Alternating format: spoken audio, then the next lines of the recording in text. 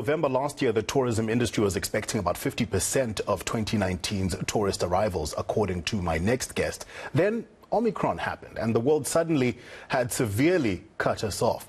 While restrictions eventually eased, was it too late to save the summer high season? South Africans might be returning to work and school, but international travel could still pick up. Gillian Saunders is a tourism and hospitality consultant and has kept her ears to the ground. Gillian, thank you so much for your time. So I think it was mid-December when South Africa was removed from the UK's red list, and a few other countries then followed suit.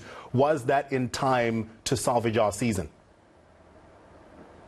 Not really, Tafuma, and thank you for having me. Unfortunately, a lot of cancellations had already happened in that period from the 26th of November when the ban was lifted. For instance, some tour operators, large tour operators, cancelled the season and said they would not restart until February or March of this year, and they're still not restarting until February or March of this year.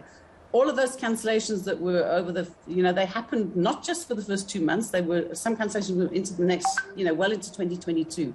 A lot of them didn't come back again, unfortunately. It was way too late. And even when people could still travel, airlines were not allowed to fly for quite a while.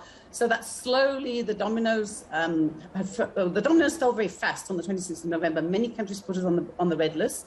When the UK put us back and allowed travel, the others followed super slowly. I mean, we still have countries, the EU only this week has said, actually, EU countries do not have to ban people who've been in South Africa or put them in additional quarantine.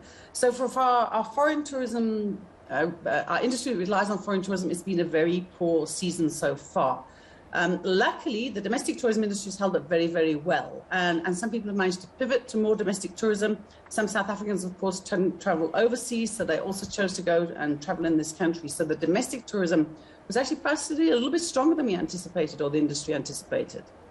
So did the local tourism sector and the tourism from SADC countries, for example, compensate and match the volume that would have expected from European or overseas tourists?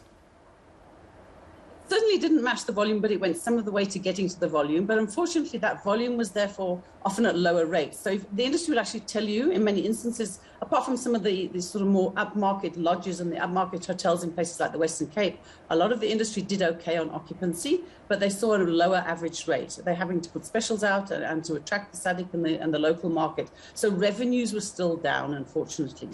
But still, they were happy to have that. Restaurants in particular also did very well. There was no issue with the restaurants. Attractions did very well. There was no issue with attractions. The beaches were full. And in fact, our destinations that do well with domestic tourism, like Durban, did exceptionally well. They had, eThekwini said it was 74% average occupancy in the city over the season. And that's pretty good going, with 80% on some occasions, largely due or entirely due to the domestic market. So the occupancy was there. The revenue was under pressure still. And the high end, where the foreign tourists are the main people who support the industry, that really didn't do so well over the season.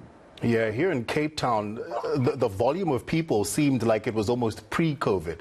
And I'm assuming that was mainly local tourists. But like you're saying, the volume doesn't stack up to the revenue. What's your prediction for 2022? Well, I've never predicted Omicron, and I don't know if any of us would. But aside from, let's call it a baby black swan event, which is Omicron was within a big black swan event, which is COVID, we're very positive that if we carry on as we are in South Africa now with a very good, rational approach to lockdowns, our curfew has been lifted, there have been no alcohol bans, as we went through a fourth wave, and the rest of the world seems to be following suit, that we will see I can't say a good recovery, but we'll see the strong upward trend in international arrivals coming back to South Africa. We are a destination that people understand is not a mass tourism destination. You're not going to be on crowded nightclubs. You're not going to be in crowded places here. There is space and it's open. We have an amazing climate all year round, so ventilation, outdoor spaces. And we are a bucket list destination. Sometimes we South Africans don't realize how lucky we are to have such an amazingly beautiful country. So the trends internationally are people want to travel for bucket list experiences. They want to travel with their family. There's an interconnectedness that people are looking for, having been separated from people for many, many months. So we see that we meet a lot of the current trends, certainly in what we call the pent-up demand releasing.